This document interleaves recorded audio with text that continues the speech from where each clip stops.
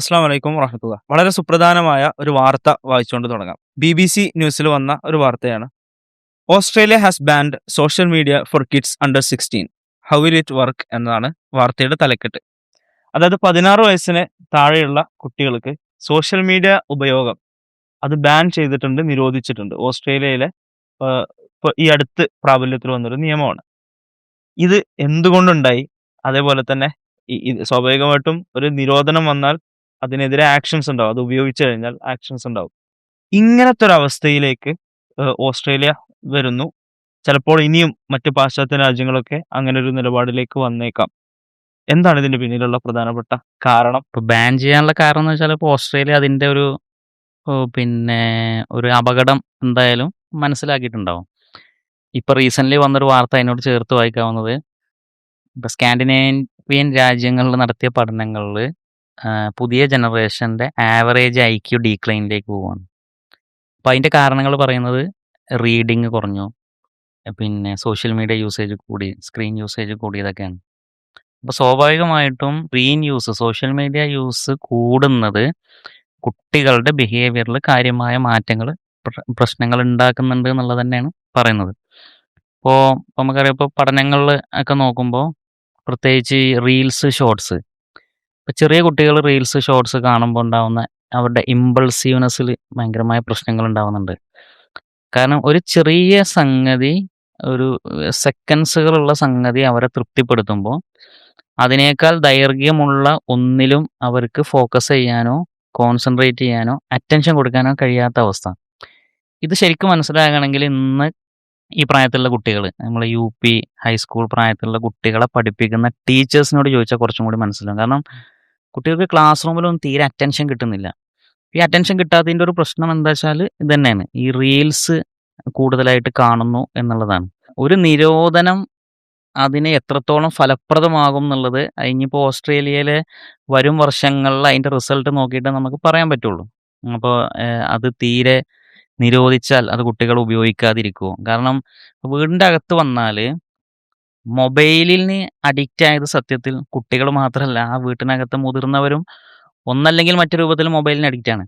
അപ്പോൾ ഈ കുട്ടിക്ക് എത്രത്തോളം പരിഗണന കിട്ടുന്നുണ്ട് എന്നുള്ളത് ഒരു വിഷയമാണ്. അപ്പോൾ ഒരു കുട്ടിൻ്റെ ഇമോഷണൽ ഇൻ്റലിജൻസ് നല്ല രൂപത്തിൽ വളരണമെങ്കിൽ, ഇപ്പോൾ ഈ ബിഹേവിയറൽ ഇഷ്യൂസ് ഒക്കെ വരുന്നത് ഒരു ഇമോഷണൽ ഇൻ്റലിജൻസ് ശരിയായ രൂപത്തിൽ വളർന്നു വരാത്തതുകൊണ്ടാണ്. നമ്മൾ മെച്യൂരിറ്റി എന്നൊക്കെ പറയില്ലേ, നമ്മളുടെ ഒരു ഫ്രണ്ടൽ ബ്രെയിനിൻ്റെ ഡെവലപ്മെൻറ്റിനാണ്, നമ്മൾ ഈ കോർട്ടക്സിൻ്റെ ഡെവലപ്മെൻറ്റിനാണ് നമ്മളൊരു മെച്യൂരിറ്റി എന്നൊക്കെ പറയുന്നത്. അപ്പോൾ അതുണ്ടായി വരണമെങ്കിൽ കുട്ടിക്ക് നല്ല ഇൻട്രാക്ഷൻസ് ഉണ്ടാവണം.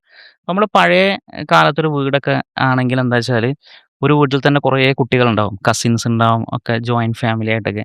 അപ്പോൾ ഒരു പാരൻസ് ശ്രദ്ധിച്ചില്ലെങ്കിലും ഈ കുട്ടി ഒരുപാട് അവൻ്റെ പ്രായത്തിലുള്ള ഒരുപാട് കുട്ടികളുമായിട്ട് ഫുൾ ടൈം ഇൻട്രാക്ഷനിലാണ്. ഈ ഇൻട്രാക്ഷൻ കുട്ടി അതിലൂടെ ഇമോഷൻസ് പഠിക്കുകയാണ്. ഇപ്പോൾ ആ കുട്ടി മറ്റു കുട്ടികളിൽ നിന്ന് ദേഷ്യം പഠിക്കുന്നു, സന്തോഷം പഠിക്കുന്നു, സങ്കടം പഠിക്കുന്നു. ഇങ്ങനെ ഇതൊക്കെ പരസ്പരം അവർ വിനിമയം ചെയ്യാണ് ഇമോഷൻസ്. ഈ ഇമോഷൻസ് ലേൺ ചെയ്യുന്നതിലൂടെയാണ് ഇമോഷണൽ ആയിട്ടുള്ളൊരു മെച്യൂരിറ്റി ഡെവലപ്പ് ചെയ്യുന്നത്. ഇന്ന് വീട്ടിനുള്ളിലേക്ക് കിട്ടുന്നില്ല. പിന്നെ വീട്ടിൻ്റെ ഉള്ളിലുള്ള അംഗങ്ങൾ എന്ന് വെച്ചാൽ വളരെ കുറച്ച് അംഗങ്ങളാണ്. ന്യൂക്ലിയർ ഫാമിലിയിൽ ഒരു അച്ഛനും അമ്മയോ 1-2 സിബ്ലിങ്സ് ഉണ്ടെങ്കിലുണ്ടായി. ഈ അച്ഛനും അമ്മക്കും എത്രത്തോളം കുട്ടിയായിട്ട് സംസാരിക്കാൻ പറ്റുന്നുണ്ട്? ഒരു കുട്ടിയിൽ സ്ട്രെസ് ഉണ്ടാവും സ്വാഭാവികമായിട്ടും. ആ കുട്ടിൻ്റെ സ്ട്രെസ് കുറയ്ക്കണമെങ്കിൽ കുട്ടിക്ക് നമ്മൾ ന്യൂറോ സയൻസിൻ്റെ ഭാഷയിൽ പറഞ്ഞാൽ ഓക്സിറ്റോസിൻ കിട്ടണം. ഓക്സിറ്റോസിൻ ഒരു മനുഷ്യനിൽ ഉണ്ടാകണമെങ്കിൽ ഒരു ഹ്യൂമൻ ടു ഹ്യൂമൻ ഇൻട്രാക്ഷനിൽ ഒന്ന് ഐ കോണ്ടാക്റ്റ് ഉണ്ടാവണം, കുട്ടിയുമായിട്ട് ചിരിക്കണം, കാമായിട്ട് സംസാരിക്കണം, കുട്ടിയെ ടച്ച് ചെയ്യണം. ഇത് എത്രത്തോളം ഒരു കുട്ടിക്ക് വളർന്നു വരുന്ന സാഹചര്യത്തിൽ കിട്ടുന്നുണ്ട് എന്നുള്ളതൊരു ക്വസ്റ്റ്യനാണ്. അങ്ങനെ കിട്ടുന്നുണ്ടെങ്കിൽ ആ കുട്ടി ഇമോഷണലി സെക്യൂർഡ് ആയിരിക്കും. അതല്ലെങ്കിൽ കുട്ടി ഒന്നെങ്കിൽ മൊബൈൽ ഫോണിലോ അതല്ലെങ്കിൽ മറ്റേതെങ്കിലും വസ്തുക്കളിൽ ഫിസിക്കൽ ഡിപ്പെൻഡൻസിലേക്ക് പോകും എന്നുള്ളതാണ്.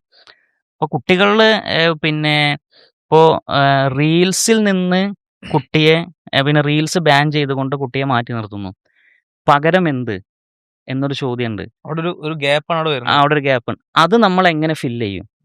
ഇനിയിപ്പോൾ റീൽസ് ഉണ്ടെങ്കിലും ഈ ഗ്യാപ്പ് ഇവിടെ പിന്നെന്താണ് കുട്ടിക്ക് കിട്ടേണ്ടത് യഥാർത്ഥത്തിൽ കിട്ടുന്നില്ല കിട്ടുന്നുണ്ടോ എന്നുള്ളൊരു പ്രശ്നം. എന്നുള്ളൊരു പ്രശ്നമുണ്ട്. അത് കുട്ടീനെ ഇമോഷണലി ഇമ്മച്യൂർ ആക്കുന്നു, ബിഹേവിയറൽ ഇഷ്യൂസ് ഉണ്ടാക്കുന്നു എന്നുള്ളതാണ് നമുക്ക് പഠനങ്ങൾ നോക്കിയാൽ മനസ്സിലാവുക. Yes, അതായത് കുട്ടിക്ക് എന്താണോ കിട്ടേണ്ടത് ആ കാര്യം കിട്ടുന്നില്ല.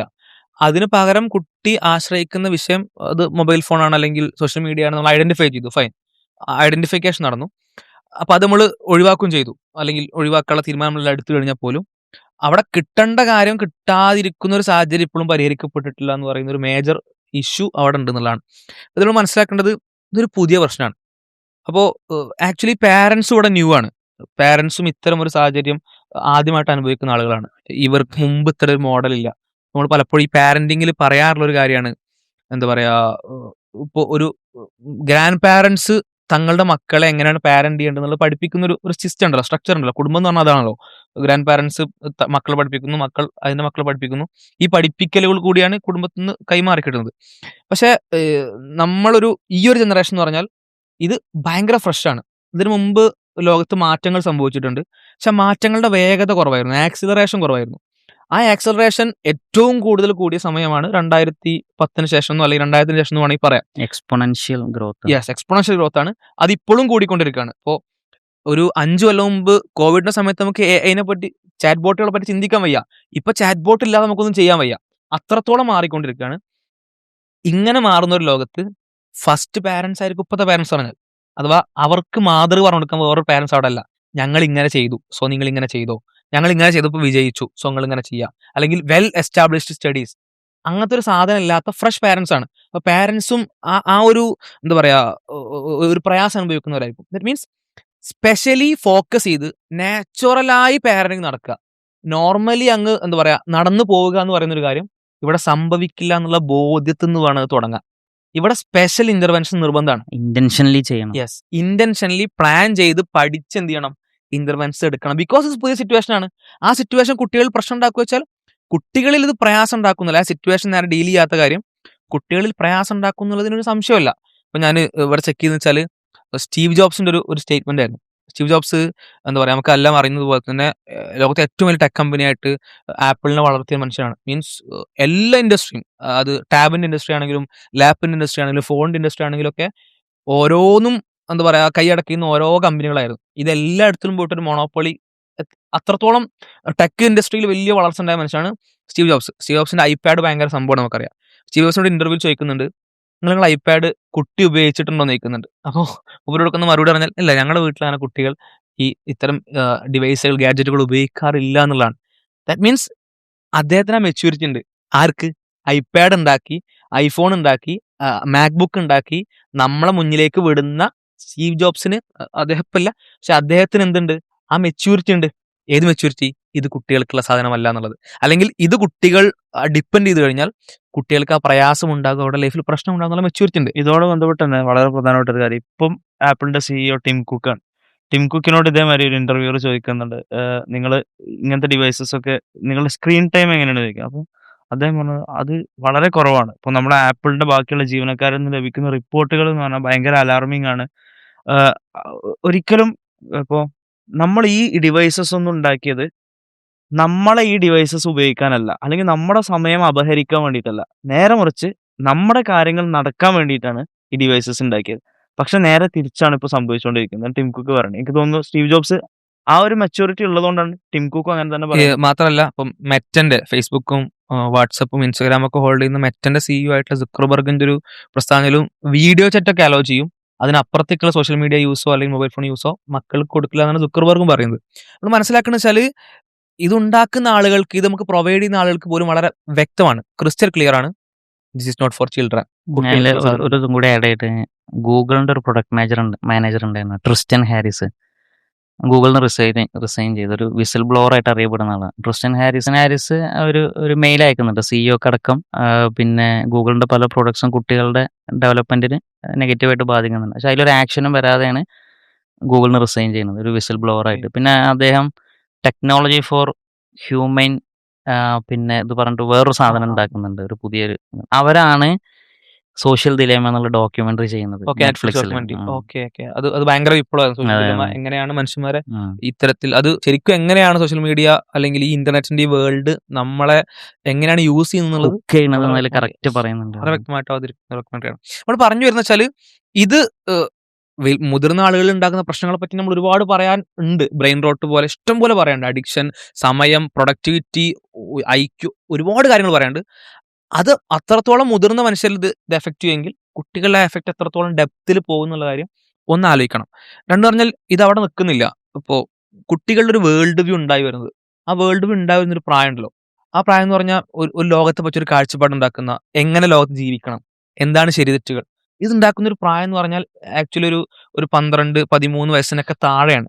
അല്ലെങ്കിൽ ഒരു ബുദ്ധി വെച്ചൊരു 4-5 വയസ്സ് മുതൽ അത് തുടങ്ങും. 12-13 വയസ്സിനുള്ളിൽ ഒരു ക്ലാരിറ്റി വരും. പിന്നെ ഒരു ഐഡന്റിറ്റി ഉണ്ടാക്കിയെടുക്കും ഒരു 19 വയസ്സ് വരെയൊക്കെ. ശേഷമാണ് ജീവിക്കാൻ തുടങ്ങുക. അപ്പൊ ഐഡന്റിറ്റി ഉണ്ടാക്കുന്ന സമയവും ഈ ലോകത്തെ പറ്റി കാഴ്ചപ്പാട് ഉണ്ടാക്കുന്ന സമയം, ഇത് രണ്ടും ഇമ്പോർട്ടന്റ് ആണ്. ഈ സമയങ്ങളിൽ മുൻകാലങ്ങളിൽ ഇപ്പൊ നേരത്തെ പറഞ്ഞ പോലെ തന്നെ ഒരു 2005 മുമ്പ് എന്ന് പറഞ്ഞാൽ, മുൻകാലങ്ങളിൽ ആ സമയത്ത് കുട്ടിയുടെ മുന്നിലേക്ക് എത്തിയിരുന്ന ഇൻഫർമേഷൻ എന്ന് പറഞ്ഞാൽ മാതാപിതാക്കൾ ഫിൽട്ടർ ചെയ്ത ഇൻഫർമേഷൻ ആയിരുന്നു. ഇപ്പോൾ പാരന്റ്സിന് അറിയാം ഈ കുട്ടി എവിടുന്ന ഇൻഫർമേഷൻ എടുക്കുന്നുള്ളത്. ഒന്നുകിൽ ഈ പാരന്റ്സിന് അറിയുന്ന വീടിന്റെ പരിസരത്തുള്ള ആളുകളിൽ നിന്നായിരിക്കും ഇൻഫർമേഷൻ എടുക്കുന്നുണ്ടാവുക, അല്ലെങ്കിൽ അവരുടെ മക്കളിൽ നിന്നായിരിക്കും, അയൽവാസികളുടെ മക്കളിൽ നിന്നായിരിക്കും, അല്ലെങ്കിൽ ഈ പാരന്റ്സിന് പരിചയമുള്ള നാട്ടിലെ സ്കൂളിലെ ടീച്ചേഴ്സ് ആയിരിക്കും, അല്ലെങ്കിൽ ആ സ്കൂളിലെ കുട്ടികളായിരിക്കും. മീൻസ് പാരന്റ്സിന് എങ്ങനെയെങ്കിലും ആക്സിബിലിറ്റി ഉള്ള സ്ഥലങ്ങളായിരിക്കും. ആ ആക്സിബിലിറ്റി കൊണ്ട് പാരന്റ്സിന് ഒരു പരിധി വരെ ഫിൽട്ടർ ചെയ്യാൻ പറ്റും. എല്ലാം ഫിൽട്ടർ ചെയ്യാൻ പറ്റുന്നല്ല, ഒരു പരിധി വരെ ഫിൽട്ടർ ചെയ്യാൻ പറ്റും. അതുകൊണ്ട് തന്നെ മുമ്പ് ഒരു ഇന്ത്യൻ മുസ്ലിം ജനറേഷൻ കൊണ്ട് അവസാനിച്ചു പോയ ഒരു പാരന്റ്സിന്റെ ഒരു യൂസേജ് ഉണ്ട്. ഒരു 6ാം ക്ലാസ്സിൽ 7ാം ക്ലാസ്സിലൊക്കെ പഠിക്കുന്ന ഒരു കുട്ടിയോട് പാരന്റ്സിന് പറയാൻ പറ്റും, ഈ കളിയൊക്കെ ഞങ്ങളും കഴിഞ്ഞു വന്നതാണെന്ന് പറയും. ബിക്കോസ് അങ്ങനെ പറയാനുള്ള ഒരു റൈറ്റ് അവിടെ പാരന്റ്സ് ഉണ്ട്. ബിക്കോസ് ആ പാരന്റ്സ് ആ കളി കഴിഞ്ഞിട്ടാണ് വന്നിട്ടുള്ളത്. ശരിയാണ്, 6ാം ക്ലാസ് 7ാം ക്ലാസ്സിലും കുട്ടി കളിച്ച കളിയും പാരന്റ്സ് കളിക്കുന്ന കളിയും സെയിം ആണ്. ഇന്നൊരു പാരന്റ് എന്ത് ചെയ്യാൻ കഴിയില്ല, 6ാം ക്ലാസ് 7ാം ക്ലാസ്സിൽ പഠിക്കുന്ന കുട്ടിയുടെ അടുത്ത് ഈ കളി ഞാൻ കളിച്ചാന്ന് പറയാൻ കഴിയില്ല. കാരണം ഈ കുട്ടി ഇപ്പൊ കളിക്കുന്ന കളി പാരന്റ്സിന് ഒരു ധാരണയില്ലാത്ത കളിയാണ്. ദാറ്റ് മീൻസ് ആ ലോകവീക്ഷണം ഉണ്ടാക്കുന്ന സമയത്ത് കുട്ടികൾക്ക് കിട്ടുന്ന എക്സ്പോഷർ, കുട്ടികൾ എന്താ പറയുക, യൂസ് ചെയ്യുന്ന സോഷ്യൽ മീഡിയ ആണെങ്കിലും ഡിവൈസ് ആണെങ്കിലും അവർ ഇറങ്ങുന്ന വേൾഡ് ആണെങ്കിലും പാരന്റ്സിന്റെ ഐഡിയ ഇല്ലാത്ത വേൾഡാണ്. അപ്പോൾ ഞാൻ ഇത്തരത്തിൽ കുറച്ച് മുതിർന്ന ആളുകളുടെ ക്ലാസ്സുകൾ ഇത്രയും വിഷയങ്ങൾ സംസാരിക്കാൻ പറയുമ്പോൾ ചോദിക്കാറുണ്ട് ചില കാര്യങ്ങൾ. അപ്പോൾ ചോദിക്കുമ്പോൾ ചില സെലിബ്രിറ്റികൾ ചില ഇൻഫ്ലുവൻസിനെ പറ്റി ചോദിക്കാറുണ്ട്. ഒരു ഐഡിയയും പാരന്റ്സിനില്ല. അതും ആ ഇൻഫ്ലുവൻസസിന്റെ ഫോളോവേഴ്സ് പറഞ്ഞാൽ ഇപ്പോൾ സായിപ്പിനെ പറ്റി ചോദിക്കാറുണ്ട്. സായി പോപ്പി എന്ന് പറഞ്ഞൊരു ഗെയിമർ ഉണ്ട്. അതേപോലെ ഈഗിൾ ഗെയിംസ് എന്ന് പറഞ്ഞ ഗെയിമർ ഉണ്ട്. തൊപ്പി എല്ലാവർക്കും പിന്നെ കുറേ കൂടെ അറിയുണ്ടാവും. ഈ ആളുകളുടെയൊക്കെ ഫോളോവേഴ്സ് പറഞ്ഞ് 20 ലക്ഷമൊക്കെയാണ്. വെറും മലയാളി ഫോളോവേഴ്സ് ആണ്. 20 ലക്ഷം മലയാളികൾ ഫോളോ ചെയ്യുന്ന ഒരാളെ നോർമൽ ഒരു ജനറേഷൻ ഓഫ് മലയാളിക്ക് അറിയില്ല എന്ന് പറഞ്ഞാൽ എത്രത്തോളം ബാക്കിലാണ്. ഈ 20 ലക്ഷം ആരാണ്? കുട്ടികളാണ്. ഈ കുട്ടികൾക്ക് ഈ ആളുകൾ അറിയും ചെയ്യാം. കുട്ടികൾക്ക് കേരളത്തിൽ ഏറ്റവും ഫേമസ് ആയിട്ടുള്ള ഒരാള് അതേ കുട്ടിയുടെ പാരന്റ്സിന് അറിയ പോലും ചെയ്യാത്ത, ഫേമസ് എന്നല്ല, ഒരു അപരിചിതനാണ്. കുട്ടിക്കോ അയാൾ കേരളത്തിൽ ഏറ്റവും ഫേമസ് ആയിട്ടുള്ള ആളാണ്. ഇനി ഈ സോഷ്യൽ മീഡിയന്റെ വേറെ പ്രശ്നമാണല്ലോ, ഓരോരുത്തരും ഓരോ എക്കോ ചേമ്പറിലാവുമല്ലോ. പാരന്റ് എക്കോ ചേമ്പറിൽ ഭയങ്കര പോപ്പുലർ ആയിട്ടുള്ള ആള് കുട്ടിക്ക് ഒരു നേരക്കും അറിയാത്ത ഒരാളാണ്. നേരെ തിരിച്ചുമാണ്. ദാറ്റ് മീൻസ് കുട്ടി ലോകത്തെ പറ്റി ഒരു കാഴ്ചപ്പാടുണ്ടാക്കുന്ന സമയത്ത് കുട്ടി സീക്ക് ചെയ്യുന്ന ഇൻഫർമേഷൻ, കുട്ടി എടുക്കുന്ന സോഴ്സ് പാരന്റിന് ഒരു കണക്ഷൻ ഇല്ലാത്ത സോഴ്സാണ്. ഈ സോഴ്സിലേക്ക് കുട്ടി ആ പ്രായത്തിൽ എത്താതിരിക്കുക എന്ന് പറയുന്നത് നിർബന്ധമാണ്. അല്ലെങ്കിൽ ആ കുട്ടി ആ വിഷയങ്ങൾ പഠിക്കുന്ന സമയത്തെങ്കിലും ഷോർട്സ് പോലെ സോഷ്യൽ മീഡിയ ഡെപ്തിലേക്ക് അങ്ങനത്തെ വിഷയങ്ങളിലേക്ക് ഇറങ്ങാതിരിക്കുക എന്ന് പറയുന്നത് പാരന്റ്സ് വളരെ ഗൗരവമായി ശ്രദ്ധിക്കേണ്ട വിഷയം എന്നുള്ളതാണ്. കാരണം ഈ കുട്ടി ടോട്ടൽ മൊറയിൽ, ടോട്ടൽ ഐഡിയോളജി, ടോട്ടൽ കാഴ്ചപ്പാട്, ടോട്ടൽ പൊസിഷനുകൾ, നിലപാടുകൾ, ഇതിനൊക്കെ ഇത് സ്വാധീനിക്കുന്നതാണ്. ഇതൊക്കെ പിന്നെ പാരന്റ്സ് ഇങ്ങനെ അത്ഭുതപ്പെടും, ഇവൻക്കിപ്പോ ഈ ഐഡിയാസ് എവിടെ നിന്നാണ് കിട്ടിയത്. പക്ഷെ ഇൻഫ്ലുവൻസേഴ്സിന് അറിയില്ല. അതുകൊണ്ടാണ് പാരന്റ്സിന് അങ്ങനെ പലപ്പോഴും ഒരു അങ്കലാപ്പ് തോന്നുന്നത്, ഇപ്പൊ എവിടുന്ന് കിട്ടിയെന്ന്. ഈ പ്രായത്തിൽ ശരിക്കും അത് എന്താ പറയാ, വളരെ വളരെ കൃത്യമായിട്ട് ഫിൽട്ടർ ചെയ്യണം എന്നുള്ളതാണ്. അവർ കൺസ്യൂം ചെയ്യുന്ന കണ്ടന്റുകൾ പിന്നെ അത് അപകടം ഉണ്ടാക്കുന്നതാണെങ്കിൽ അത് ഫിൽട്ടർ ചെയ്യേണ്ടത് തന്നെയാണ്. അതേസമയം അവരുടെ ഡെവലപ്മെന്റിന് ഇപ്പൊ ജനറേറ്റീവ് ഏജ് അപ്രോപ്രിയേറ്റ് ആയിട്ട് യൂസ് ചെയ്യാൻ നമുക്ക് കുട്ടികളെ ഇതാക്കാം. പക്ഷേ കുട്ടി ഒരു കേസിൽ ഉണ്ടല്ലോ അതിലേക്കൊരു ഫിസിക്കൽ ഡിപ്പെൻഡൻസിലേക്ക് പോകുന്നത് നമ്മൾ തിരിച്ചറിയണം. സ്വാഭാവികമായിട്ടും എല്ലാ ഫിസിക്കൽ ഡിപ്പെൻഡൻസ് പറഞ്ഞാൽ ഒരു അഡിക്ഷനാണ്. അപ്പോൾ അത് മാറ്റി വെച്ചാൽ വിഡ്രോവൽ സിൻഡ്രോംസ് ഉണ്ടാവും. അപ്പോൾ മൊബൈൽ കളിക്കുന്ന സമയത്ത് മാറ്റി വെച്ചാൽ കുട്ടികൾ കാണിക്കുന്ന ഒരു സ്ട്രെസ് നമ്മൾ കാണാറുണ്ടല്ലോ. മൊബൈൽ വാങ്ങി വെച്ചാൽ ഭയങ്കര പ്രശ്നം ഉണ്ടാകും. അത് പിന്നെ കുട്ടികൾ ഭയങ്കര സ്ട്രെസ്സിലാവാണ്, ഹൈ ലെവൽ ഓഫ് കോർട്ടിസോളിലേക്ക് എന്തൊരു പോവാണ്. അപ്പോൾ ആ സമയത്ത് നമ്മൾ കുട്ടികളെ എങ്ങനെ ഹാൻഡിൽ ചെയ്യണമെന്നുള്ളതും ഒക്കെ പ്രധാനമാണ്. അപ്പോൾ പിന്നെ ഇപ്പോഴത്തെ ഈ ഒരു ജനറേഷനിലെ കുട്ടികൾ ലാക്ക് ചെയ്യുന്ന ഒരു പ്രധാന പ്രശ്നമാണ് സ്ട്രക്ചേർഡ് പ്ലേ എന്നുള്ളത്. ഇപ്പോൾ ഇപ്പോൾ ഒരു മുമ്പത്തെ ജനറേഷനിലൊക്കെ അൺസ്ട്രക്ചേർഡ് പ്ലേ നന്നായിട്ടുണ്ടാവും. പക്ഷേ കുട്ടികൾ കൂടിയിട്ട് കളിക്കുന്നു, പല ടൈപ്പ് കളികളായിരുന്നു, അവരുടേതായ റൂൾസ് ഉണ്ടാക്കുന്നു, അവരുടെ പ്രശ്നങ്ങൾ അവർ തന്നെ പരിഹരിക്കുന്നു. പക്ഷേ ഇപ്പം അങ്ങനത്തെ ഒരു സാധനം തീരെയില്ല. അതൊക്കെ കുട്ടീൻ്റെ ബ്രെയിൻ ഡെവലപ്മെൻറ്റിനെ Yes, yes. ഭയങ്കരമായിട്ട് ബാധിക്കുന്നുണ്ട്. അപ്പോൾ ഇപ്പോൾ ഉള്ളതെന്ന് വെച്ചാൽ ഒരു സ്ട്രക്ചേർഡ് പ്ലേ, ഇപ്പോൾ ഒരു കുട്ടീനെ സ്വിമ്മിങ്ങിന് കൊണ്ട് ചേർക്കുന്നു, ഫുട്ബോൾ കോച്ചിങ്ങിന് കൊണ്ട് ചേർക്കുന്നു, ഇതൊക്കെ സ്ട്രക്ചേർഡ് ആണ്. അപ്പോൾ അൺസ്ട്രക്ചേർഡ് പ്ലേ പുതിയ ജനറേഷനിൽ വല്ലാതെ ലാക്ക് ചെയ്യുന്നുണ്ട് എന്നുള്ളൊരു പ്രശ്നം കൂടിയും ഈ ബിഹേവിയറൽ ഇഷ്യൂസിന് കാണുന്നുണ്ട് എന്നുള്ളതാണ്. അപ്പോൾ ഇതൊക്കെ എവിടെയൊക്കെ കുട്ടി പിന്നെ ഈ ഇമോഷണൽ ഇൻസെക്യൂരിറ്റി അനുഭവിക്കുന്നുണ്ടോ അവിടെയൊക്കെ കുട്ടി എന്തെങ്കിലും ഒരു ഡിപ്പെൻഡൻസിലേക്ക്, ഒരു വസ്തുവിൻ്റെ ഡിപ്പെൻഡൻസിലേക്ക് പോകും. അത് കുട്ടികൾക്ക് എളുപ്പത്തിൽ കിട്ടാവുന്ന സാധനം ഒരു മൊബൈൽ ഡിവൈസാണ്. ഒരു പക്ഷേ ഒരു അഡോളസൻസിലേക്ക് എത്തിക്കഴിഞ്ഞ് പുറത്തേക്ക് പോയാൽ ആ കുട്ടീൻ്റെ മുമ്പിലേക്ക് വേറെയും കുറേ സാധനങ്ങൾ വരും. അവിടെ കഞ്ചാവ് വരും, MDMA വരും, സിഗരറ്റ് വരും, വേപ്പ് വരും, ഒക്കെ വരും. അപ്പോൾ ചിലപ്പോൾ അതിലേക്കും പോയേക്കാം. അപ്പോൾ കുട്ടിനെ വീട്ടിൻ്റെ ഉള്ളിൽ ഇമോഷണലി കണക്റ്റഡ് ആക്കി ഇടുക എന്നുള്ളത് തന്നെയാണ്. അതിന് വേണ്ടത് കുട്ടിയുമായി ഒരുപാട് സംസാരിക്കുക എന്നുള്ളതാണ്. അപ്പം റസൂലുള്ളാഹി സ്വല്ലല്ലാഹു അലൈഹി വസല്ലം പറഞ്ഞത് യർഹമു സഗീറന, നമ്മൾ കുട്ടികളോട് കരുണ കാണിക്കുക എന്നുള്ളത്, അതാണ് അതിലെ ഏറ്റവും പ്രധാനപ്പെട്ട സംഗതി. കരുണയുടെ ഫസ്റ്റ് സ്റ്റെപ്പ് എന്ന് പറഞ്ഞാൽ പരിഗണനയാണ്. കുട്ടികൾക്ക് ആക്ച്വലി കിട്ടാത്തത് പരിഗണനയാണ്. ഏറ്റവും പ്രധാനം നമ്മൾ ഇസ്ലാമിൽ നോക്കുമ്പോൾ ഗർഭപാത്രത്തിന് അറബിയിൽ പറയുന്നത് റഹിമ എന്നാണ്. ഒരു ഹദീസിൽ, ഖുദ്സിയായ ഹദീസിൽ പറയുന്നുണ്ട്, ഞാൻ അള്ളാഹു ആണ്, അന റഹ്മാൻ, ഞാൻ റഹ്മാനാണ്, ഖലഖത്തുർ റഹിമ, ഞാൻ റഹിമയെ സൃഷ്ടിച്ചു, ഗർഭപാത്രത്തെ സൃഷ്ടിച്ചു, വശക്കത്തു ലഹാ മിൻ ഇസ്മി, എൻ്റെ പേരിൽ നിന്ന് അടർത്തിയെടുത്തതാണ്. റഹ്മാൻ എന്നുള്ള അള്ളാൻ്റെ പേരിൽ നിന്ന് അടർത്തിയെടുത്തതാണ് റഹിമ എന്നുള്ള ഗർഭപാത്രം. അതിൽ വെച്ചിട്ടാണ് നമുക്ക് എന്ത് ചെയ്യുന്നത്, കുട്ടിനെ തരുന്നത്. അത് ആ കുട്ടിനെ പുറത്തെടുത്തിട്ട് നമ്മളോട് പറഞ്ഞത് ഇർഹമു സ്വൈറന, നിങ്ങൾ ആ കുട്ടിനോട് കരുണ കാണിക്കും.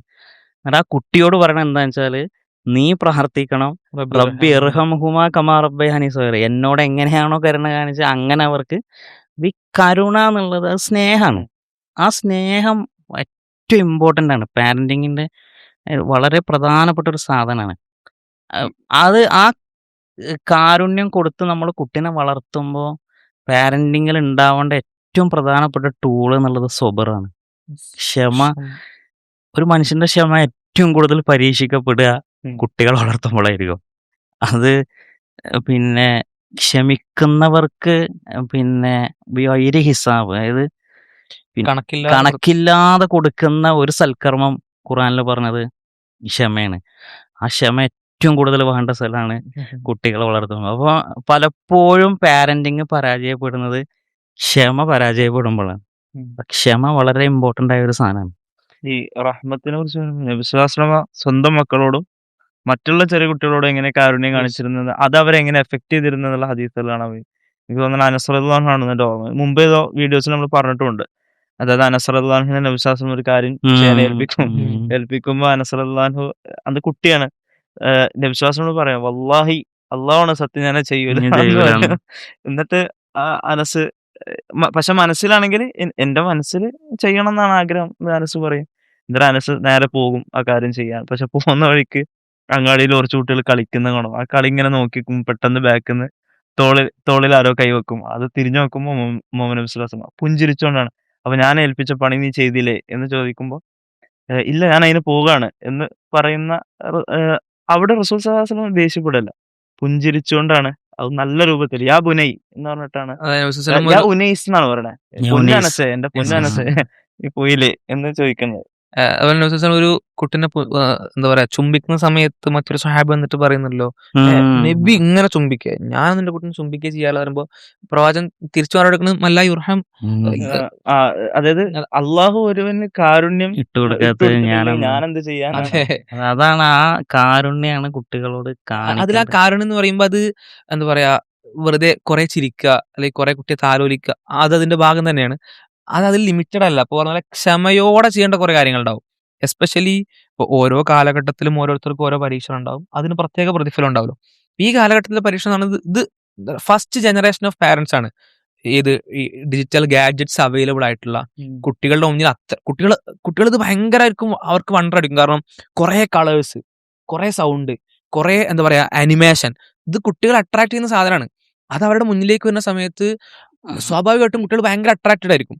ആ ആ ഒരു സാധനം അവൈലബിൾ ആയിട്ടുള്ള ഒരു 4-5 ഡിവൈസ് അവൈലബിൾ ആയിട്ടുള്ള ഒരു വീട്, ആ വീട്ടിലൊരു ചെറിയ കുട്ടി, ഈ കുട്ടിയെ എന്താ പറയാ അതിന്റെ കൂടെ മാനേജ് ചെയ്യുക, കുട്ടിക്ക് ഹാംഫുൾ അല്ല, ഹാംഫുൾ ആകുന്ന വേറൊരു സാധനം കൂടെ ഉണ്ട്. ഈ കുട്ടി വളരുമ്പോൾ കാണുന്നത് മുഴുവൻ ഈ പാരന്റ്സ് മുഴുവൻ ഡിവൈസ് ഉപയോഗിക്കുന്നുണ്ട്. ഞാനത് പറയണത്. കുട്ടി ഇമിറ്റേറ്റ് ചെയ്യ സ്വാഭാവികമാണ്.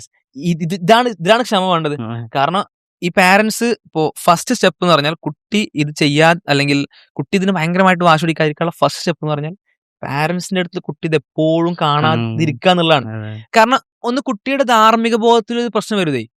എന്നോട് നോ പറയുന്നു. പാരന്റിംഗിൽ ഒരു ബേസിക് ലെസൺ ആയിട്ട് പറയേണ്ട ഒരു സംഗതിയാണ്, നിങ്ങൾ പറയുന്നത് കുട്ടി അനുസരിക്കുന്നില്ല എന്നതല്ല നിങ്ങൾ ആശങ്കപ്പെടുത്തേണ്ടത്, നിങ്ങളെ കുട്ടി കണ്ടുകൊണ്ടിരിക്കുന്നുണ്ട് എന്നതാണ് നിങ്ങൾ ആശങ്കപ്പെടുത്തേണ്ടത്. അപ്പൊ നമ്മൾ എന്ത് ചെയ്യണത് കുട്ടി ഇമിറ്റേറ്റ് ചെയ്യും. കാണും. അതിപ്പോ കുട്ടിക്ക് ഇത് മനസ്സിലാകുന്നില്ല. കുട്ടി ഒരു 8 വയസ്സുള്ള കുട്ടിയോട് പറയാണ് ഈ മൊബൈൽ ഫോൺ യൂസ് ചെയ്യരുത്, ഞാൻ യൂസ് ചെയ്യും. അതെങ്ങനെ? ഉപ്പാക്കൊരു കാര്യം ശരിയാണ്, ഇക്കൊരു കാര്യം തെറ്റാണ്. ഇതാ ചെറിയ മനസ്സിന് എങ്ങനെ ബോധ്യപ്പെടുക? ഓക്കെ, ഉപ്പയും ചെയ്യുന്നുണ്ട്, ഞാനും ചെയ്യുന്നുണ്ട്, രണ്ടുപേരും ഒരേ ശരിയല്ല ചെയ്യുന്നത്.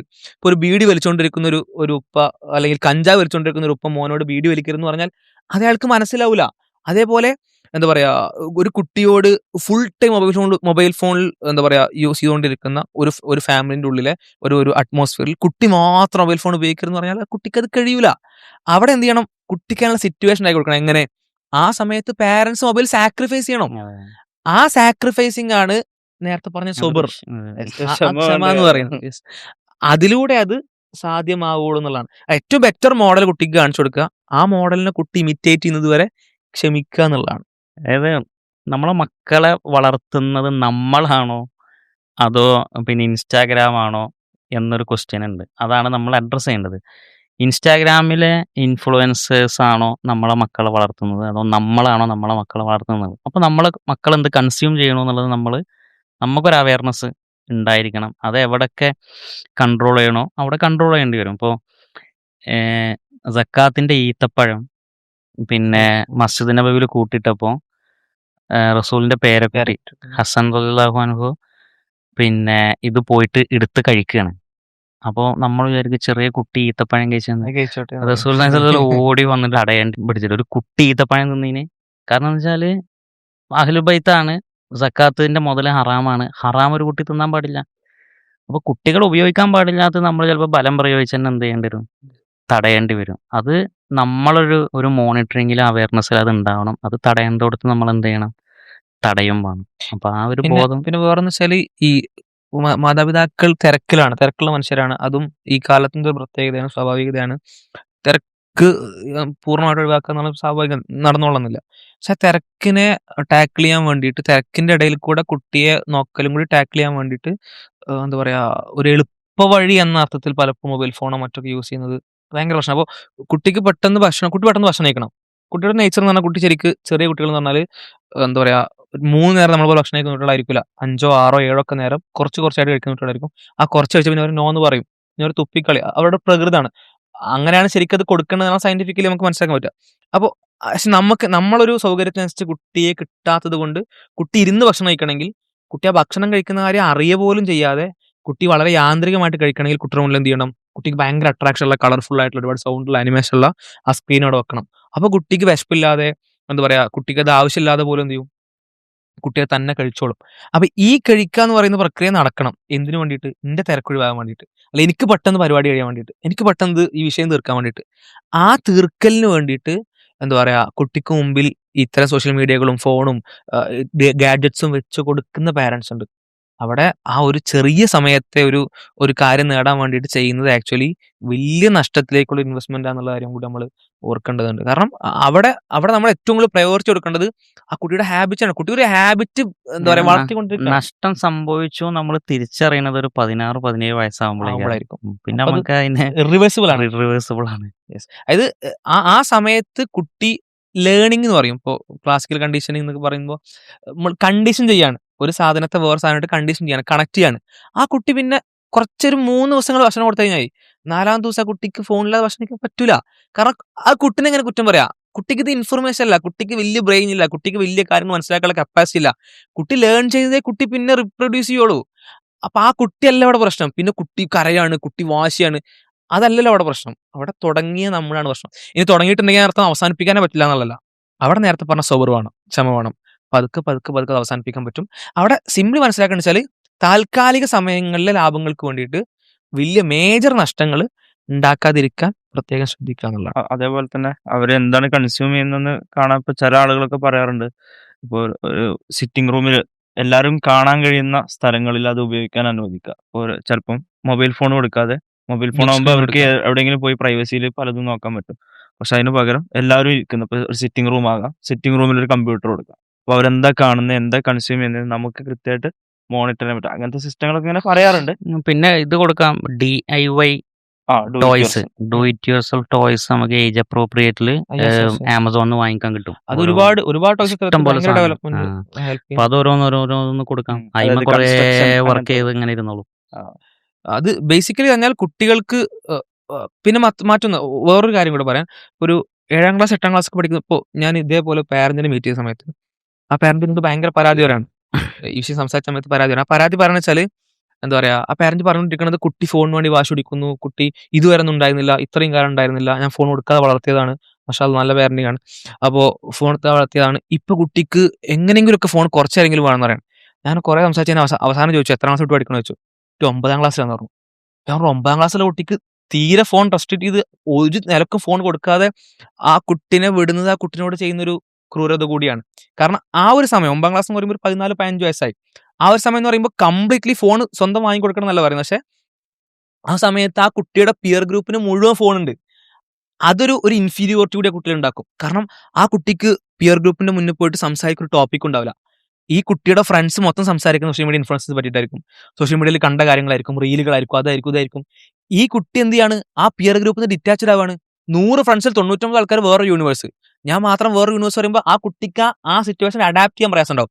അപ്പോൾ ഇത് കംപ്ലീറ്റ്ലി സോഷ്യൽ മീഡിയ വേൾഡിൽ നിന്ന് അങ്ങോട്ട് ഡിറ്റാച്ച് ചെയ്ത് നമ്മൾ ഒരു പ്രോഗ്രാം ചെയ്ത പോലെ ഒരു മെഷീൻ പോലെ കുട്ടി വളരണം എന്ന് പറഞ്ഞാൽ, ജീവിക്കണം എന്ന് പറഞ്ഞാൽ അത് നടന്നുകൊള്ളുന്നില്ല. ഏജ് അപ്രോപ്രിയേറ്റ് ആയിട്ട് എന്ത് ചെയ്യുക, ഇത് മാറ്റി കൊണ്ടുവരാം. ഇനി സോഷ്യൽ മീഡിയ ഉപയോഗിക്കേണ്ട ഒരു സമയം വരുമ്പോൾ പോലും എങ്ങനെയാണ് ഉപയോഗിക്കുന്നത് വളരെ കാംലി സമയമെടുത്ത്, ദിവസങ്ങളെടുത്ത്, മാസങ്ങളെടുത്ത് കുട്ടിക്ക് ബോധ്യം വരുത്തുക. ഒരു കണ്ടന്റ് കാണുന്ന സമയത്ത് ഇത് കാണാൻ പറ്റാത്തതാണെന്ന് കുട്ടിക്ക് സ്വയം തിരിച്ചറിയുന്ന രീതിയിൽ കുട്ടിയെ മാറ്റുക എന്നുള്ളതാണ്. അല്ലാതെ എത്ര കാലം ഫോൺ യൂസ് ചെയ്യാതിരിക്കാൻ പറ്റും? 18 വയസ്സോടെ ഉപയോഗിച്ചില്ല, 19 വയസ്സിലും ഇതേ സെയിം പ്രശ്നം കുട്ടിയിൽ ഉണ്ടാവും സ്വാഭാവികമായിട്ടും. കുട്ടി വളരെ ന്യൂ ആയിട്ടുള്ള സാധനത്തിലേക്കാണ് പോകുന്നതെങ്കിൽ അവിടെ ഇത് എങ്ങനെ യൂസ് ചെയ്യാന്നാണ് പതുക്കെ പതുക്കെ പഠിപ്പിക്കേണ്ടത്. വളരെ ചെറിയ പ്രായത്തിൽ അതിന്റെ ആവശ്യമല്ല. എന്നാൽ ഒരു 8ാം ക്ലാസ് 9ാം ക്ലാസ് എന്ന് പറയുമ്പോൾ സ്വാഭാവികമായിട്ടും കുട്ടിക്ക് ചെറിയ രീതിയിലെങ്കിലും അതിൽ എക്സ്പോഷർ കിട്ടണ്ട, അല്ലെങ്കിൽ കുട്ടി പിന്നിലായി പോകുന്ന ഒരു സാഹചര്യം ഉണ്ടാകുന്ന സാഹചര്യമാണ്.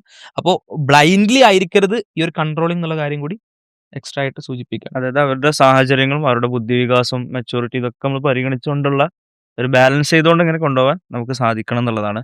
നമ്മൾ തുടങ്ങിയത് ഓസ്ട്രേലിയയിലെ 16 വയസ്സിന് താഴെയുള്ള കുട്ടികൾക്ക് സോഷ്യൽ മീഡിയ ബാൻ ചെയ്തതുമായിട്ട് ബന്ധപ്പെട്ടുള്ള വാർത്ത വായിച്ചുകൊണ്ടാണ്. അതുമായി ബന്ധപ്പെട്ടുകൊണ്ട് പാരൻസ് ശ്രദ്ധിക്കേണ്ട വളരെ പ്രധാനപ്പെട്ട ചില കാര്യങ്ങൾ നമ്മളിവിടെ സൂചിപ്പിച്ചു. അതിലേറ്റവും പ്രധാനമായി നമ്മൾ പിൻ പോയിന്റ് ചെയ്യേണ്ട ഒരു വാല്യൂ എന്ന് പറയുന്നത് സബറാണ്, ക്ഷമയാണ്. ക്ഷമിക്കുക, നല്ലോണം കാരുണ്യം കാണിക്കുക, നിയന്ത്രിക്കേണ്ട സമയത്ത് നിയന്ത്രിക്കാൻ ശ്രമിക്കുക. ഇതാണ് നമുക്ക് പറയാനുള്ളത്. അസ്സലാമു അലൈക്കും വറഹ്മത്തുള്ളാഹി.